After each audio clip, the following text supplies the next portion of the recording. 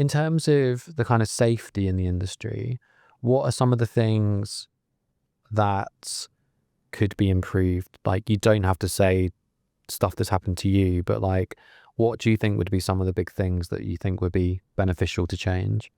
I think safeguarding is so huge, especially for young artists, especially young artists from, you know, who are marginalized backgrounds or minorities. You know, I mean, I remember being an 18-year-old girl and, you know, being sent to LA on my own to go do 2 weeks of, you know, writing.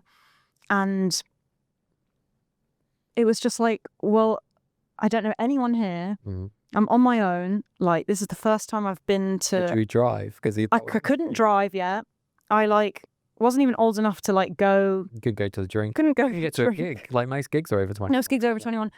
And I remember it was so isolating. And, you know, I remember having a situation where I went to a gig and I got in. And it was like a friend's gig. But then I couldn't go to the after party because I wasn't old enough. So then I didn't know LA at all. Yeah.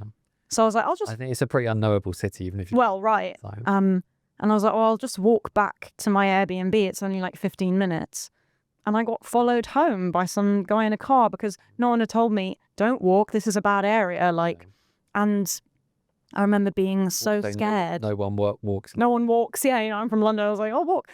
And, you know, I remember calling my manager because I was like, who do I call about this? I was like, I'm so scared. You know, and like, I should have been chaperoned, you know, or I should have like had someone looking out for me. I should have, you know, had been provided with a driver, you know, because my publisher was paying for it. So it was all this stuff. I bet the publisher probably had 15 artists, probably similar age to you, that live in LA. Right, you know, they could have like, connected me with taken you out for lunch. And totally. Like, the amount of times when, because I've managed musicians as well, and the safeguarding element is always something that's like, even basic things like outside of recording studios, they're not being lights. So it's like, it's dark at that studio. Do you want me to come meet you from the studio? Like, or do you have a friend that can pick you up? Like, all those, like, because sometimes the artist wouldn't even think to ask.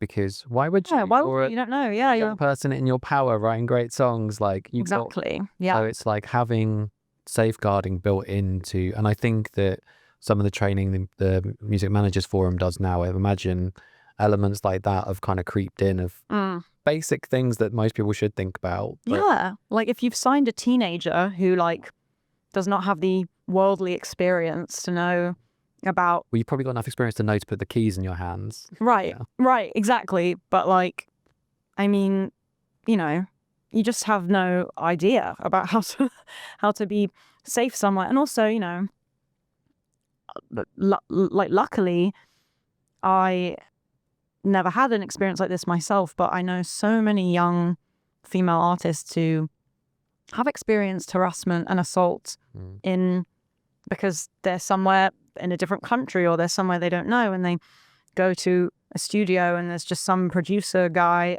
and you're alone with this person, and it's like you're so vulnerable. And I think...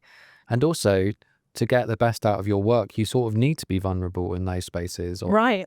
You need to be emotionally open and and often you've got slightly socially awkward, weird men who misjudge the fact they've probably worked with 300 artists and 2 of them have been women. Yeah. Oh my God, completely. And you've turned up and you're like, you're trying to be yourself, showing up to make your music. Yeah. And I think that's one of the big things that the anchoress who I work with has done lots of training to get more women into studios because she's part of a group called 2% and Rising, because that's how few producers studio staff are women, and like those are barriers that shouldn't be, because you've made music, you've you know what productions are all about, and it's like there should be way more women in studios. And definitely we're in Shaw's studio today, and the few times when I've been in here, they have like the Women in Audio group come in and do their training sessions and things. And I think that the changes I'm seeing in the industry is that upskilling. It is there are way too many average men working in studios. Fully, because it's just so much more accessible and encouraged. And, you know, it's the same with touring. It's like, if you're a woman sound engineer or tour manager, or, you know, all of my tours, all my crew are women. And because for me, I'm just like, I love working with women. And like, you know, I have some amazing like people who work on my team. And my tour manager is this incredible woman who is very short. She's under 5 foot and very feminine. And it's so crazy the amount of times that we have walked in to a venue and been talked down to, patronized, had things mansplained to us, been just outwardly disrespected, and then maybe like the support band will come and they have a male tour manager and then he gets a normal treatment. And it's like, what? Like, no, this is our tour, like this is our, like, treat us with respect, you know. And it kind of became, also, respect should just be the basic for everyone. the baseline. There is a male supremacy thing that, again, I think Laura Mary from Blood Red Shoes talked about this a long time ago. Like, they walked off stage and she was stopped from going into the dressing room because they thought she was a groupie. Just being performing like a headline show to like 1,000 people as a bouncer stopping her going into her own dressing room. Literally the worst. And like that is the assumption that you're not important. Yeah. Like, exactly. I've been into guitar shops with artists that are about to go and do like arena tours.